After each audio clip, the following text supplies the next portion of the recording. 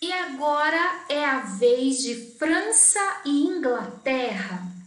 Como foi, quando foi que esses países, hoje potências, hoje tão importantes dentro da Europa e até no cenário mundial, como nasceram esses dois países? Como foram formados? Essa seria a melhor palavra. O momento nós podemos já responder de cara: final da Idade Média, início da Idade Moderna. Antes de serem países com um governo absolutista, com o rei tendo o poder todo centralizado na sua mão, França e Inglaterra foram reinos feudais, antes de se formarem como estados nacionais, né? Antes de terem o seu território demarcado, antes de construírem a noção de nação francesa, nação inglesa, antes de incutir nos seus cidadãos a noção de pertencimento. Antes disso, na Idade Média, reino dos francos e reino dos anglo-saxões. Veja comigo nesse mapa exatamente esse momento que eu estou começando, né? Antes da França e da Inglaterra se formarem como estados nacionais. Esse mapinha que não está com resolução tão boa, mas pelo nome, que também não está em português, mas eu sei que dá para você entender. Reino da França, melhor seria Reino dos Francos. Reino da Angleterra ou dos anglo-saxões, futura Inglaterra. Aqui, ó, já vemos a formação de Portugal e o reino de Castela e Aragão. O número 1zinho aqui no laranjinha, aqui na legenda você vê que o número 1 é Navarra. Dá uma olhadinha na outra videoaula sobre a formação de Portugal e Espanha para você entender o que aconteceu aqui na Península Ibérica. O assunto dessa videoaula é a formação da Inglaterra e da França, né? Como aconteceu, como se deu essa passagem de reinos feudais, com um poder político descentralizado, com um suzerano que não manda absolutamente, ao contrário, um suzerano que acaba sendo mais um senhor feudal. Como é que aconteceu essa mudança, essa transição? Vamos lá? Para que isso acontecesse, para que fossem formados os estados nacionais francês e inglês, a Guerra dos 100 Anos foi fundamental. Assim como a Guerra de Reconquista foi importante para Portugal e Espanha, e foi o que determinou o nascimento da monarquia portuguesa e o nascimento da monarquia da unificação espanhola, a Guerra dos 100 Anos foi o catalisador, o evento que causou, que acelerou a formação da França e da Inglaterra. Tudo bem, Jane, já entendi que o culpado de tudo é a Guerra dos 100 Anos, mas o que foi a Guerra dos 100 Anos?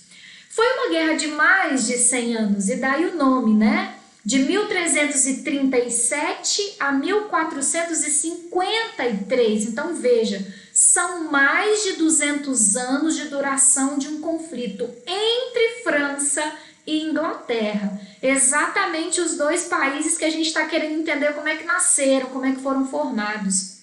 E por que eles estão brigando? Duas causas para essa guerra. A primeira, há um território, a região de Flandres, uma região rica em recursos minerais, que fica no norte da atual França, né? Então, no antigo território do Reino dos Francos, a região de Flandres está sendo disputada a Inglaterra, os anglo-saxões. Deixa eu deixar isso claro aqui. Anglo-saxões teriam sido os povos que invadiram o território da Grã-Bretanha, daquela ilha, né? Os anglo-saxões, um dos povos ou dois dos povos que migraram para aquele território na época da chegada dos povos germânicos. Então, anglo-saxões seriam os ascendentes dos ingleses. E esses futuros ingleses, esse reino anglo-saxão, está querendo disputar essa região de Flandres com o reino dos francos. E tem um segundo motivo para essa disputa. O rei da França, do reino dos francos, me compreendam de estar usando França e Inglaterra, porque eu estou fazendo um anacronismo aqui, ok? Não existe ainda França e Inglaterra.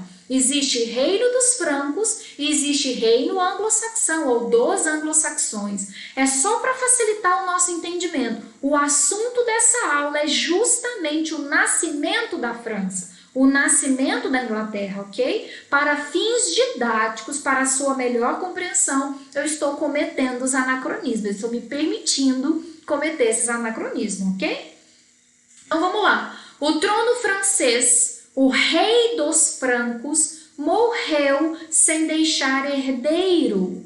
E aí o rei dos anglo-saxões se sentiu no direito de reivindicar esse trono. Eu te dou mais detalhes dessa história daqui a pouco. Por agora, o que eu quero que você saiba é que sim, o rei lá da Inglaterra tinha parentesco longínquo, sim. Então o cara não tá doido, ele não tá maluco, ele não tá inventando uma coisa sem sentido. Ele tem parentesco com esse cara que morreu e não deixou herdeiro. Por isso ele está reivindicando o trono. Nessa crise sucessória e nessa disputa territorial estão as raízes, estão as causas para essa disputa de mais de 100 anos entre França e Inglaterra. Ok, você já entendeu do que se trata a Guerra dos 100 Anos, mas agora o que tem a ver, Jeane? Por que essa guerra foi o catalisador? Por que essa guerra acelerou, causou a formação da França como um Estado nacional e da Inglaterra como um Estado nacional? Para se enfrentarem, tanto franceses quanto ingleses acabaram tendo que tomar algumas medidas que fugiam um pouco da lógica feudal. Por exemplo, o fortalecimento do exército. Não, Jeane, peraí, eu já tenho exército durante a Idade Média, né, nos reinos feudais. Os próprios senhores feudais têm a missão de proteção, né, de defesa do seu feudo. Ok, mas para uma guerra de mais de 100 anos, só os senhores feudais não serão suficientes para ir para o campo de batalha. Então eu preciso de um exército maior, mais fortalecido, né? Para aguentar esse tempo todo de combate. E como se não bastasse esse exército maior, eu vou precisar tirar servos, né, da fazenda para ir guerrear. Como se não bastasse isso, eu gasto muito dinheiro numa guerra. Então, tanto de um lado quanto de outro, eles tiveram que inventar formas de arrecadar dinheiro, de fazer grana para bancar essa guerra. E aí eu crio até um imposto militar para todos. Veja isso. Como são os impostos na Idade Média? Cada feudo estipula o seu, cobra do seu jeito. Cada senhor feudal tem autonomia, ok? De repente, o suzerano da França, o suzerano da Inglaterra estipulam um imposto militar para alimentar a guerra, para sustentar a guerra. O imposto único que todo mundo tem que pagar. Opa! Já estou trazendo pitadas de centralização? Alguém está comandando no território inteiro? Isso já cheira absolutismo. Isso já não está se parecendo mais com a monarquia feudal, que não manda em nada, que é descentralizada, e já está parecendo com o absolutismo, certo? E eu tenho principalmente como consequência, como uma contribuição fundamental para que a França nascesse, a Inglaterra nascesse, o despertar do nacionalismo.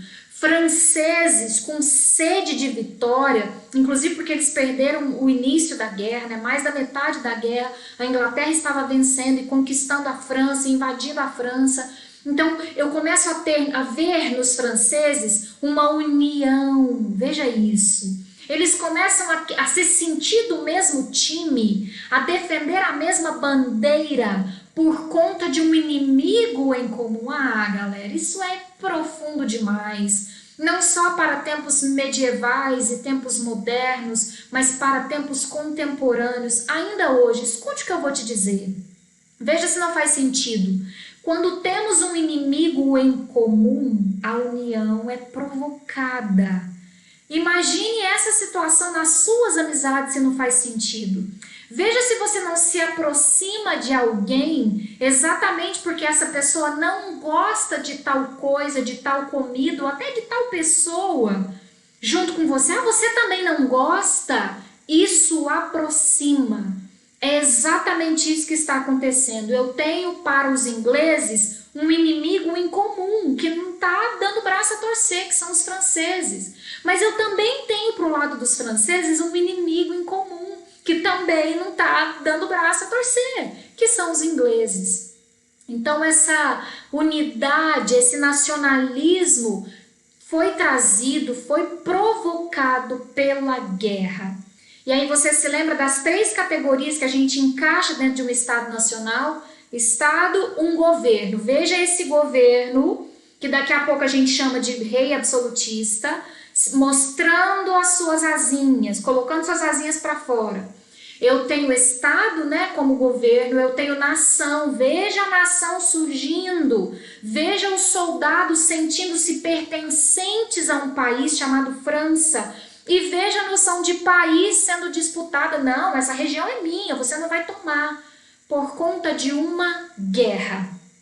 A Guerra dos 100 Anos faz França nascer, faz a França se formar como Estado nacional, assim como a Inglaterra. Essa videoaula poderia parar aqui, porque você já percebeu como foi a Guerra dos 100 Anos que causou a formação desses 2 países, mas eu gostaria de prosseguir por mais alguns minutinhos para te dar um pouquinho mais de detalhes. Mas se você entendeu essa primeira parte, esse slide aqui já está meio caminho andado. A Guerra dos 100 Anos é a grande responsável, a grande contribuidora da formação de França e Inglaterra. Vamos nos deter um pouquinho mais agora nos detalhes da Inglaterra.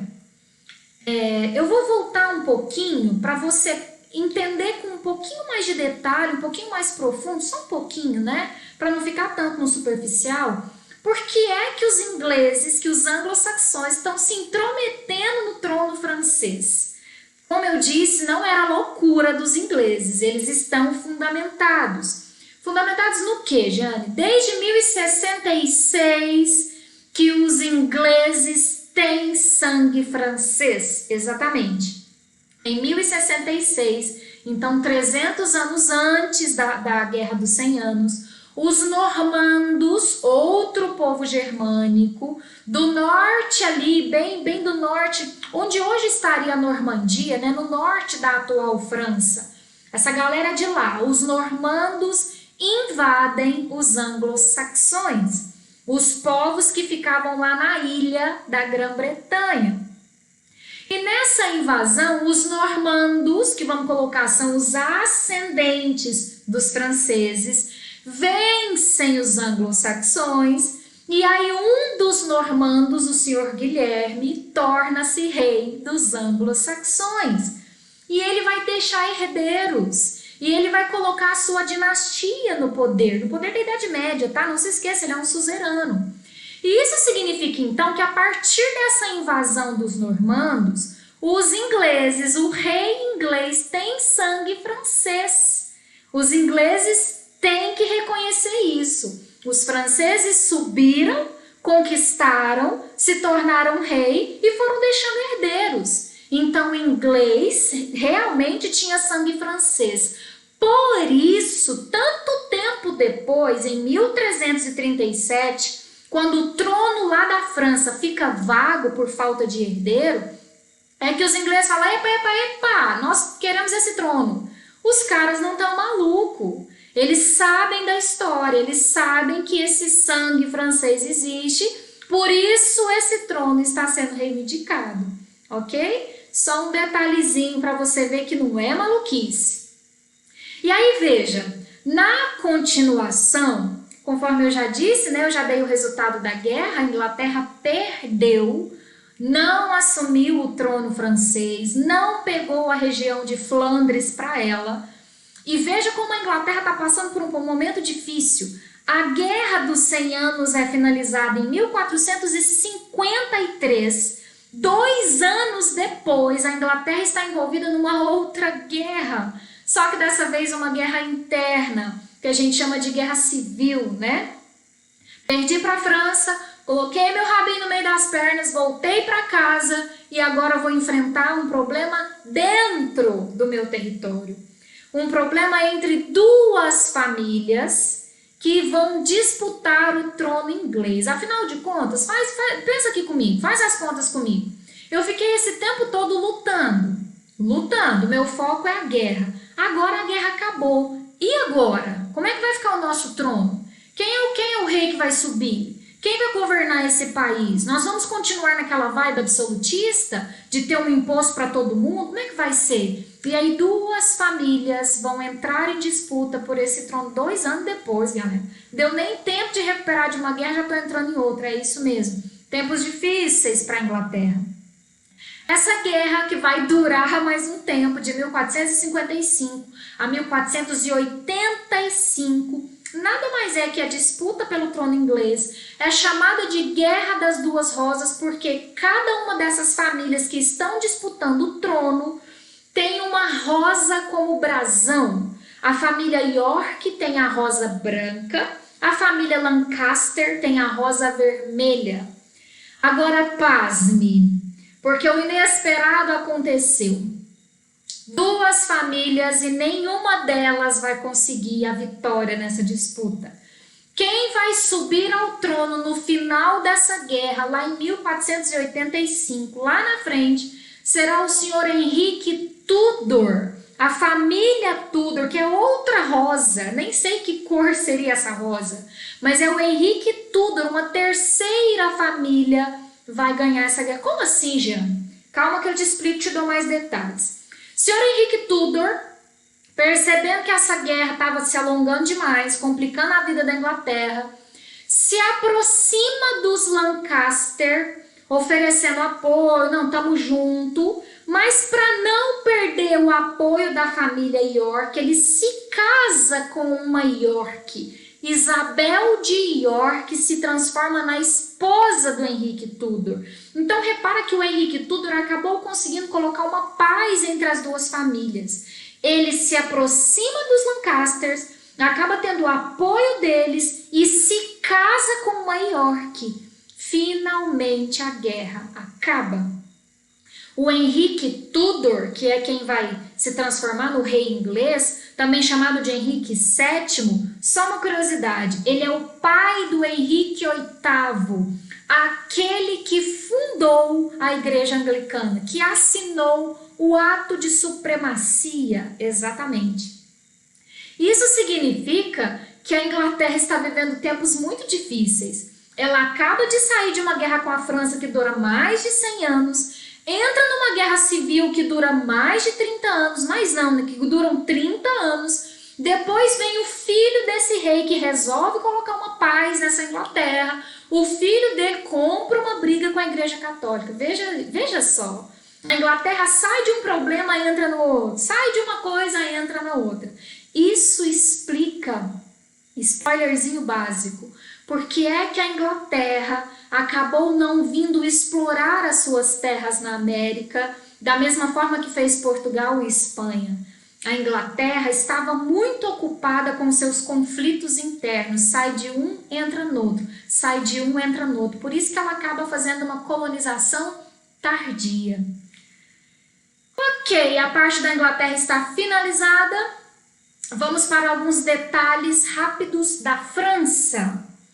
Repetindo, insistindo, a Guerra dos 100 Anos fortalece o nacionalismo, traz o absolutismo, né, para resolver, para enfrentar essa guerra. Conforme eu disse, a França perdeu por um bom pedaço da guerra, né, por um bom tempo. A primeira metade, ou mais da primeira metade da guerra, era a Inglaterra que estava vencendo, até que, isso os historiadores acabam concordando, até que uma senhora coisa nenhuma, uma jovem, isso mesmo, uma menina, 20 anos, menos de 20 anos, Joana d'Arc resolve ir para a guerra, que o pai dela também lutou.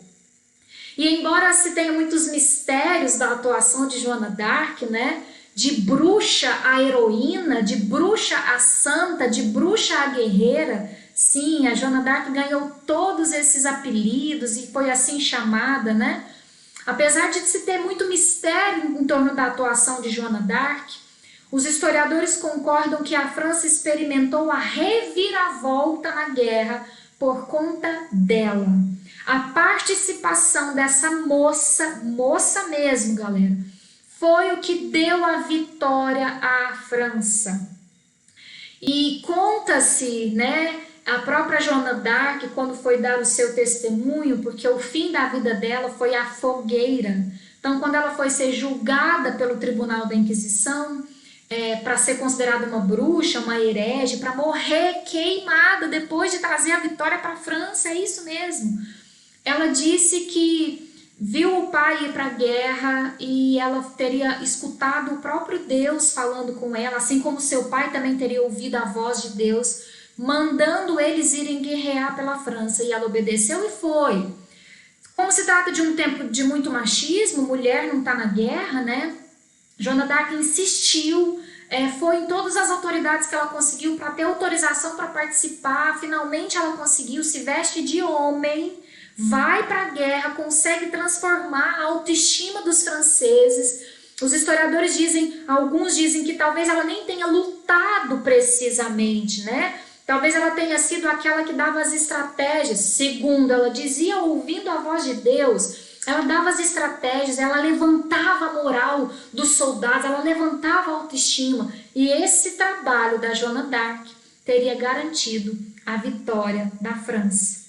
Mal terminou a guerra, já no finalzinho da guerra, dúvidas recaem sobre a figura dela. Todo mundo começa a falar que ela era uma bruxa. Como assim ela ganhou a guerra? Como que ela conseguiu? Ela tinha estratégias que sempre davam certo, ela falava com o demônio. E aí ela começou a ser chamada de bruxa, encarou o tribunal e foi morta, queimada. É isso mesmo. Calma se você ficou com dozinha como eu. Papa Bento XVI, se não me falha a memória, canonizou. Hoje, Joana d'Arc é uma das santas mais populares, né, mais queridinhas dos franceses. Justiça foi feita, né? Foi Marte, virou Marte. Depois dessa vitória sofrida, que se deve a Joana d'Arc, né, méritos para ela, louros para Joana d'Arc, a França entrou no seu caminho absolutista. Os primeiros reis absolutistas vão começar a surgir, né? Quando eu estou com a vitória na mão é mais fácil decidir. O último rei que venceu a batalha tal, é ele que continua. Então, eu não tenho grandes problemas logo depois da guerra. Eu não tenho grandes problemas igual eu tive na Inglaterra. A França venceu, a França continua no seu caminho absolutista e vai seguir. Até que, no século XVI, os problemas chegam. A crise político-religiosa chega. Por quê, Jeane? Terminou a guerra, deu tudo tão certo, a França venceu, a França ficou com Flandres, a França não foi governada por um inglês. Por que a França vai ter problema muito tempo depois? Não exatamente muito tempo, uns 50 anos, né? Meio século depois, 1453, século XV. Aqui eu já estou em 1500 e alguma coisa, então um pouco mais de 50 anos. Exatamente por conta da Reforma Protestante. A França era um dos países mais intolerantes daquela época, um catolicismo muito enraizado. Portanto, quando a nova religião protestante começa a ganhar fiéis, começa a crescer, os franceses não recebem isso de bom grado. Os franceses não vão tolerar os novos convertidos, os novos fiéis, os novos protestantes, os calvinistas, os anglicanos, os luteranos, e aí começa um conflito religioso. Gente, conflito armado mesmo, católico matando protestante mesmo, a França viveu isso. E isso, querendo ou não, abala o poder de um rei, né? O absolutismo que estava em marcha, que estava funcionando na França desde a Guerra dos 100 Anos, começa a se estremecer.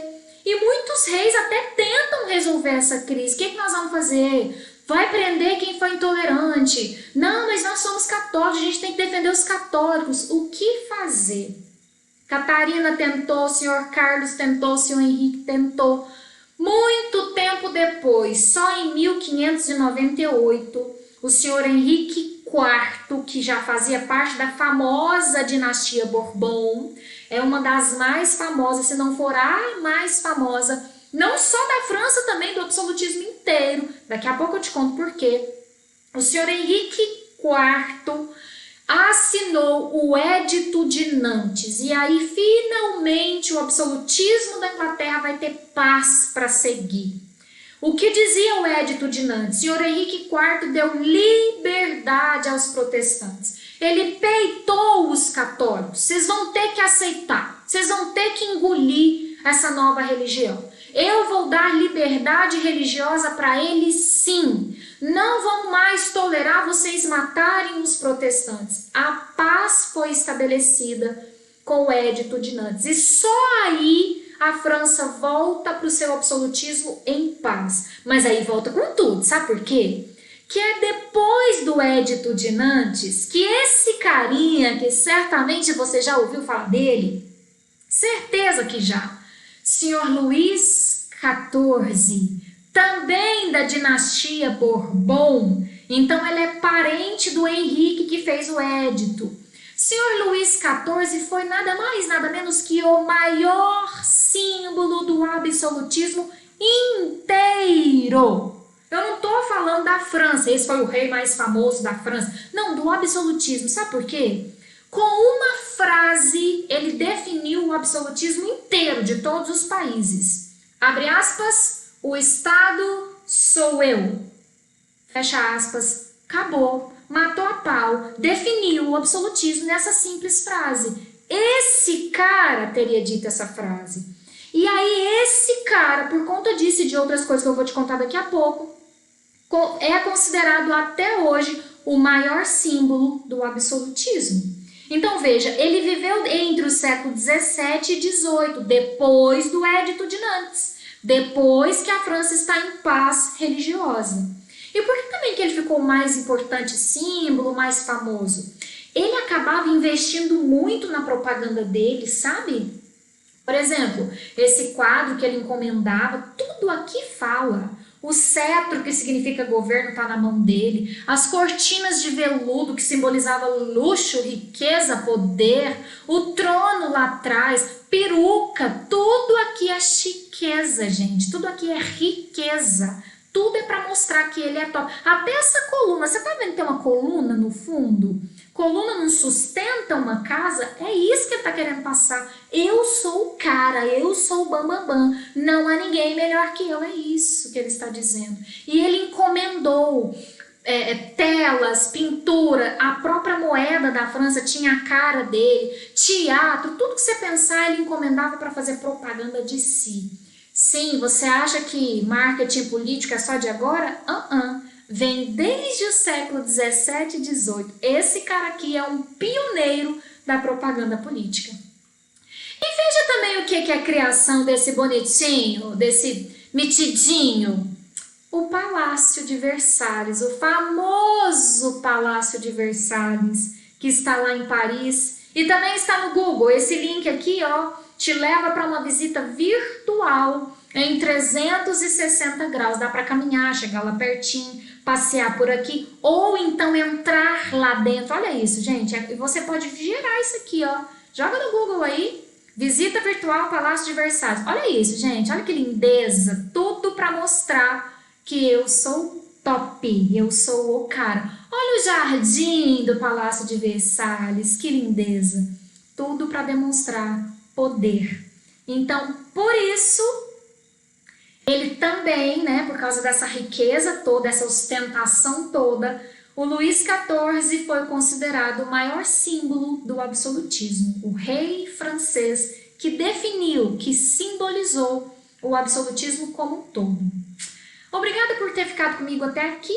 Até a próxima aula. Tchau!